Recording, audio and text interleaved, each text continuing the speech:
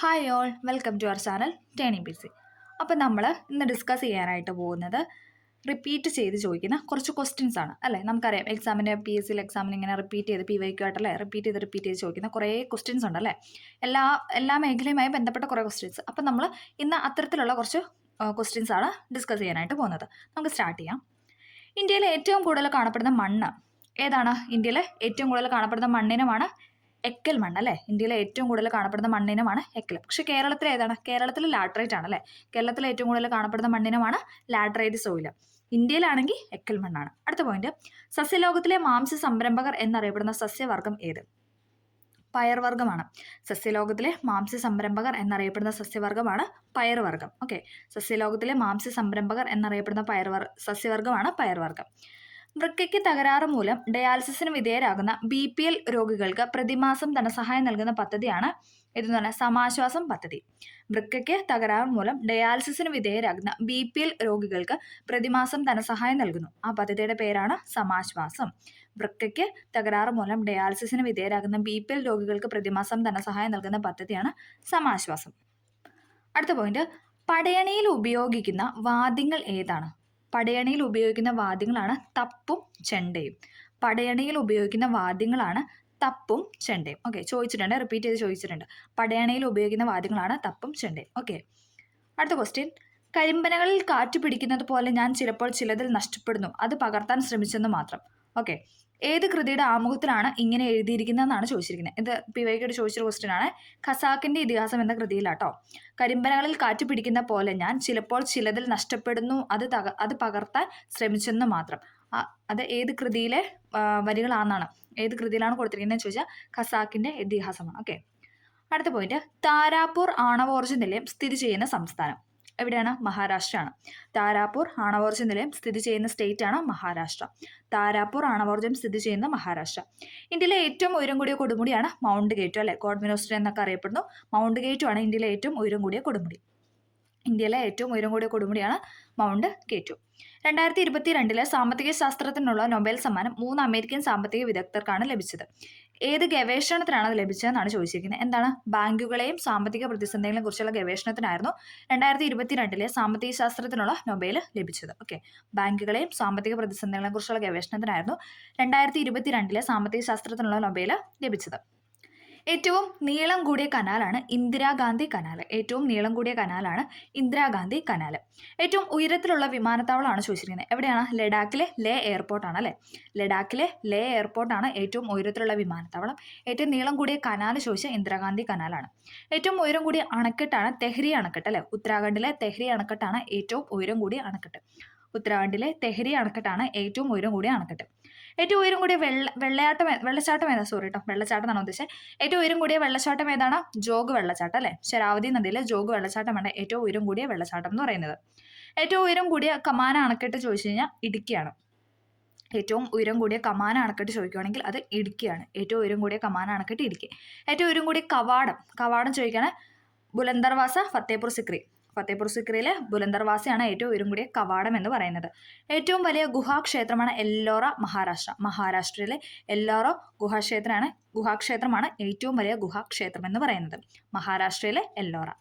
അടുത്ത പോയിന്റ്, ഏറ്റവും വലിയ പ്ലാനറ്റേറിയമാണ് ബിർള കൊൽക്കത്ത. ഏറ്റവും വലിയ പ്ലാനറ്റേറിയമാണ് കൊൽക്കത്തയിലെ ബിർള എന്ന് പറയുന്നത്. ഓക്കെ, ഏറ്റവും വലിയ ആശ്രമം ചോദിച്ചു കഴിഞ്ഞാൽ എവിടെയാണ്? അരുണാചൽ പ്രദേശിലെ തവാങ് ആണ്. ഏറ്റവും വലിയ ആശ്രമമാണ് അരുണാചൽ പ്രദേശിലെ തവാങ്. ഏറ്റവും പഴക്കമുള്ള എണ്ണ ശുദ്ധീകരണശാലയാണ് ദിഗ്ബോയ് അസം. ദിഗ്ബോയ് എവിടെയാണെന്ന് ചോദിച്ചാൽ എവിടെയാണ്? അസ്സാമിലാണ്. ഓക്കെ, ഏറ്റവും പഴക്കമുള്ള എണ്ണ ശുദ്ധീകരണശാലയാണ് ദിഗ്ബോയ് അസം എന്ന് പറയുന്നത്. ഏറ്റവും പഴക്കമുള്ള എണ്ണ ശുദ്ധീകരണശാല ദിഗ്ബോയ് അസം. റിപ്പീറ്റ് ചെയ്ത് ചോദിക്കുന്ന ക്വസ്റ്റൻ ആണ്. ഏറ്റവും വലിയ എണ്ണ ശുദ്ധീകരണശാല, ഇതും ചോദിക്കാറുണ്ട്. എവിടെയാണ്? ജാംനഗർ എണ്ണ ശുദ്ധീകരണശാല, ഗുജറാത്ത്. ഏറ്റവും വലിയ എണ്ണ ശുദ്ധീകരണശാല ചോദിച്ചു കഴിഞ്ഞാൽ ജാംനഗർ എണ്ണ ശുദ്ധീകരണശാല, ഗുജറാത്ത്. ജാംനഗറിൽ, ഗുജറാത്ത്. ഏറ്റവും വലിയ പൊതുമേഖലാ ബാങ്കാണ് SBI അല്ലെ. സ്റ്റേറ്റ് ബാങ്ക് ഓഫ് ഇന്ത്യ ആണ് ഏറ്റവും വലിയ പൊതുമേഖലാ bank. State bank of India ആണ് ഏറ്റവും വലിയ പൊതുമേഖലാ ബാങ്ക് എന്ന് പറയുന്നത്. ഏറ്റവും ജനസാന്ദ്രതയുള്ള സംസ്ഥാനമാണ് ഇതെന്ന് പറഞ്ഞാൽ ബീഹാർ. ഏറ്റവും ജനസാന്ദ്രതയുള്ള സ്റ്റേറ്റ് ആണ് ഇതെന്ന് പറയുന്നത് ബീഹാർ. ഏറ്റവും ജനസാന്ദ്രതയുള്ള സ്റ്റേറ്റ് ആണ് ബീഹാർ. ഏറ്റവും വലിയ പീഠഭൂമി ഏതാണ് അല്ലെ? നമുക്കറിയാം, പീഠഭൂമി എന്ന് പറയുമ്പോൾ തന്നെ നമുക്ക് ഡെക്കാനാണല്ലേ പറയുന്നത്. ഡെക്കാൻ പീഠഭൂമിയാണ് ഏറ്റവും വലിയ പീഠഭൂമി. ഏറ്റവും വലിയ പീഠഭൂമിയാണ് ഡെക്കാൻ പീഠഭൂമി. ഏറ്റവും വലിയ ഉപ്പുജല തടാകമാണ് ചിൽക്ക തടാകം. ഏറ്റവും വലിയ ഉപ്പുജല തടാകമാണ് ചിൽക്ക തടാകം. ഏറ്റവും വലിയ ഉപ്പുജല തടാകമാണ് ചിൽക്ക തടാകം. ഏറ്റവും വലിയ നദീജന്യ ദ്വീപാണ് മാജുലി ബ്രഹ്മപുത്ര. ഏറ്റവും വലിയ നദീജന്യ ദ്വീപാണ് മാജുലി ബ്രഹ്മപുത്ര. ബ്രഹ്മപുത്രയിലെ മാജുലിയാണ് ഏറ്റവും വലിയ നദീജന്യ ദ്വീപ് എന്ന് പറയുന്നത്. ഏറ്റവും ജനസംഖ്യയുള്ള സംസ്ഥാനമാണ് ഉത്തർപ്രദേശ്. ഏറ്റവും ജനസംഖ്യയുള്ള സ്റ്റേറ്റ് എന്ന് ചോദിച്ചാൽ ഏതാണ്? ഉത്തർപ്രദേശാണ്. ഏറ്റവും ജനസംഖ്യയുള്ള സ്റ്റേറ്റ് ഉത്തർപ്രദേശ്. ഏറ്റവും കൂടുതൽ ജനസംഖ്യയുള്ള നഗരം ചോദിച്ചാൽ ഏതാണ്? മുംബൈ ആണ് കേട്ടോ. നഗരം ചോദിച്ചു കഴിഞ്ഞാൽ മുംബൈ ആണ്.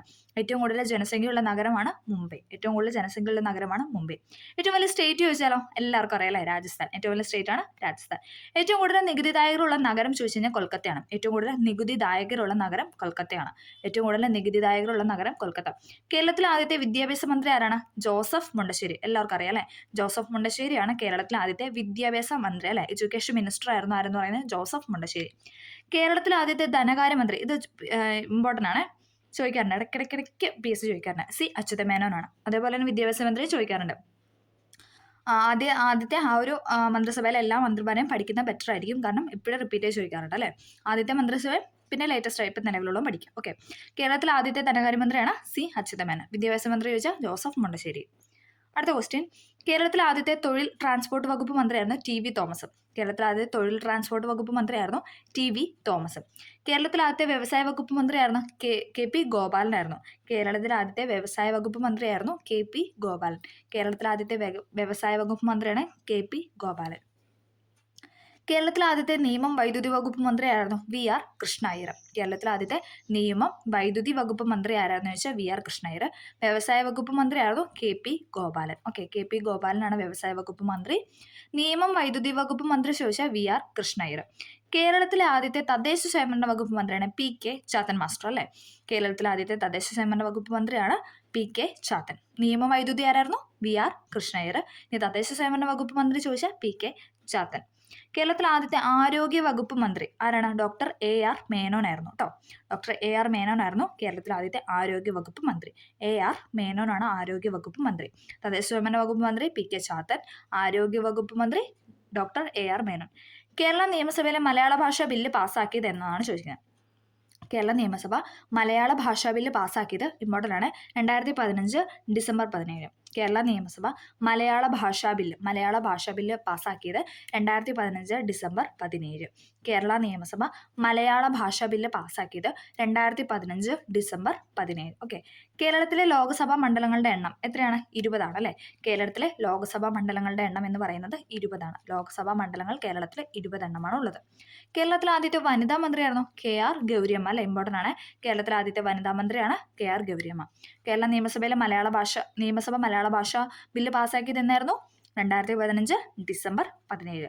കേരളത്തിലെ ലോക്സഭാ മണ്ഡലങ്ങളുടെ എണ്ണം ചോദിച്ചാൽ 20. കേരളത്തിലെ ആദ്യത്തെ വനിതാ മന്ത്രി ആരായിരുന്നു? KR ഗൗരിയമ്മ. 2 തവണ ഉപമുഖ്യമന്ത്രിയായ ആദ്യത്തെ വ്യക്തിയാണ് CH മുഹമ്മദ് കോയ. 2 തവണ ഉപമുഖ്യമന്ത്രിയായ ആദ്യത്തെ വ്യക്തിയാണ് CH മുഹമ്മദ് കോയ. 2 തവണ ഉപമുഖ്യമന്ത്രിയായ ആദ്യത്തെ വ്യക്തിയാണ് CH മുഹമ്മദ് കോയ. തുറന്ന വാതിൽ ആരുടെ ആത്മകഥയാണ്? ഉമ്മൻചാണ്ടി. ഇമ്പോർട്ടൻ്റ് ആണ്. തുറന്ന വാതിൽ ആരുടെ ആത്മകഥയാണ് ചോദിച്ചാൽ ഉമ്മൻചാണ്ടിയുടെ ആത്മകഥയാണ് തുറന്ന വാതിൽ. തുറന്ന വാതിൽ ആരുടെ ആത്മകഥയാണ്? ഉമ്മൻചാണ്ടി. എൻ്റെ ബാല്യകാല സ്മരണകൾ ആരുടെ ആത്മകഥയാണ്? സി അച്യുതമേനോൻ. എൻ്റെ ബാല്യകാല സ്മരണകൾ ആരുടെ ആത്മകഥയാണെന്ന് ചോദിച്ചാൽ സി അച്യുതമേനോനാണ്. മൈ സമരം ആരുടെ ആത്മകഥയാണ്? EK നയനാറിൻ്റെ കേട്ടോ. മൈ സമരം ആരുടെ ആത്മകഥയാണെന്ന് ചോദിച്ചാൽ EK നയനാറാണ്. എൻ്റെ ബാല്യകാല സ്മരണകൾ ചോദിച്ചാൽ സി അച്യുതമേനോൻ. മൈ സമരം എന്നത് ആരുടെ ആത്മകഥയാണെന്ന് ചോദിച്ചാൽ EK നയനാർ. പതറാതെ മുന്നോട്ട് ആരുടെ ആത്മകഥയാണ്? K കരുണാകരൻ. ഇമ്പോർട്ടൻ്റ് ആണ്. പതറാതെ മുന്നോട്ട് എന്ന ആത്മകഥ ചോദിച്ചു കഴിഞ്ഞാൽ K കരുണാകരൻ. ആത്മകഥ എന്ന് പറയുന്ന ആത്മകഥ ആരുടെയെന്ന് വെച്ചാൽ EMSൻ്റെ ആണ്. EMS നമ്പൂതിരിപ്പാടാണ്. ആത്മകഥ ആരുടെ ആത്മകഥയാണെന്ന് ചോദിച്ചാൽ EMS. ഓക്കെ, പതറാതെ മുന്നോട്ട് K കരുണാകരൻ. ആത്മകഥ എന്ന ആത്മകഥ ആരുടെയെന്ന് വെച്ചാൽ EMS നമ്പൂതിരിപ്പാട്. കാളയെ പോലെ പണിയെടുക്കൂ, സന്യാസി പോലെ ജീവിക്കൂ ആരുടെ വാക്കുകളാണ്? Doctor BR Ambedkar. ഇമ്പോർട്ടൻ്റ് ആണ്. കാളയെ പോലെ പണിയെടുക്കൂ, സന്യാസി പോലെ ജീവിക്കൂ ആരുടെ വാക്കുകളെന്ന് വെച്ചാൽ ഡോക്ടർ BR അംബേദ്കർ. ഇന്ത്യയുടെ ദേശീയ നദിയാണ് ഗംഗ അല്ലേ. എല്ലാവർക്കും അറിയാം ഇന്ത്യയുടെ ദേശീയ നദിയാണ് ഗംഗ എന്ന് പറയുന്നത്. ഇന്ത്യയുടെ ദേശീയ മത്സ്യം ഏതാണ്? ഐക്കോറയാണ് കേട്ടോ. ഐക്കോറയാണ് ഇന്ത്യയുടെ ദേശീയ മത്സ്യം ചോദിച്ചാൽ ഐക്കോറ. ഇന്ത്യയുടെ ദേശീയ നദി ചോദിച്ചാൽ ഗംഗ. ഓക്കെ, അടുത്തത് മനാസ് ദേശീയോദ്യാനം സ്ഥിതി ചെയ്യുന്ന സംസ്ഥാനം ഏതാണ്? മനാസ് ദേശീയോദ്യാനം സ്ഥിതി ചെയ്യുന്ന സ്റ്റേറ്റ് ആണ് അസം. ഓക്കെ, മനാസ് ദേശീയോദ്യാനം സ്ഥിതി ചെയ്യുന്ന സ്റ്റേറ്റ് ആണ് അസം എന്ന് പറയുന്നത്. കാസിരംഗ ദേശീയോദ്യാനം സ്ഥിതി ചെയ്യുന്ന എവിടെയാണ്? അതും അസാമിൽ തന്നെയാണ്. മനാസും കാസിരംഗയും ഒക്കെ എവിടെയാണെന്ന് ചോദിച്ചു കഴിഞ്ഞാൽ എവിടെയാണ്? അസാമിലാണ്. ഓക്കെ, മനാസ് അതേപോലെ തന്നെ കാസിരംഗ ഇത് രണ്ടും എവിടെയാണെന്ന് ചോദിച്ചാൽ ഇത് രണ്ട് ദേശീയോദ്യാനം അല്ലെ നാഷണൽ പാർക്ക് എവിടെയാണെന്ന് ചോദിച്ചാൽ എവിടെയാണ്? അസാമിലാണ്. ഓക്കെ, ദച്ചിങ്ങം ദേശീയോദ്യാനം സ്ഥിതി ചെയ്യുന്ന സംസ്ഥാനമാണ് ജമ്മു ആൻഡ് കാശ്മീർ. ദച്ചിങ്ങം ദേശീയോദ്യാനം സ്ഥിതി ചെയ്യുന്ന സ്റ്റേറ്റ് ആണ് ജമ്മു കാശ്മീർ. ദച്ചിങ്ങം ദേശീയോദ്യാനം ഇപ്പം ഒരു റെയർ ആയിട്ടുള്ള ദേശീയോദ്യാനം തന്നിട്ട് ഇപ്പോൾ എവിടെയാണെന്നൊക്കെ ചോദിക്കുന്ന ഒരു ക്വസ്റ്റൻ ഉണ്ട് ഇപ്പം നിലവിൽ. അപ്പോൾ അതുകൊണ്ട് പഠിച്ചിരിക്കാനായിട്ട് ശ്രമിക്കാം. ഓക്കെ, ദച്ചിങ്ങം ദേശീയോദ്യാനം സ്ഥിതി ചെയ്യുന്ന സംസ്ഥാനമാണ് ജമ്മു കാശ്മീർ. ഗീർ ദേശീയോദ്യാനം എവിടെയാണ്? അല്ലേ, എല്ലാവർക്കും അറിയാം, ഗീർ ഗുജറാത്തിലാണ് അല്ലേ. ഗീർ ദേശീയോദ്യാനം സ്ഥിതി ചെയ്യുന്നത് ഗുജറാത്തിലാണ്. ഗീർ ദേശീയോദ്യാനം ഗുജറാത്ത്. പലമാവോ ദേശീയോദ്യാനം സ്ഥിതി ചെയ്യുന്ന സ്റ്റേറ്റ് ആണ് ജാർഖണ്ഡ്. പലമാവോ ദേശീയോദ്യാനം സ്ഥിതി ചെയ്യുന്നത് ജാർഖണ്ഡിലാണ്. പലമാവോ ദേശീയോദ്യാനം സ്ഥിതി ചെയ്യുന്നത് ജാർഖണ്ഡ്. ഗീർ ദേശീയോദ്യാനം ആയിരുന്നു എവിടെയായിരുന്നു? ഗുജറാത്തിൽ. ഓക്കെ, ഇന്ദ്രാവതി ദേശീയോദ്യാനം സ്ഥിതി ചെയ്യുന്ന സ്റ്റേറ്റ് ആണ് ഛത്തീസ്ഗഡ്. ഇന്ദ്രാവതി ദേശീയോദ്യാനം സ്ഥിതി ചെയ്യുന്ന സ്റ്റേറ്റ് ആണ് ഛത്തീസ്ഗഡ്. ഇന്ദ്രാവതി ദേശീയോദ്യാനം സ്ഥിതി ചെയ്യുന്ന സ്റ്റേറ്റ് ആണ് ഛത്തീസ്ഗഡ്.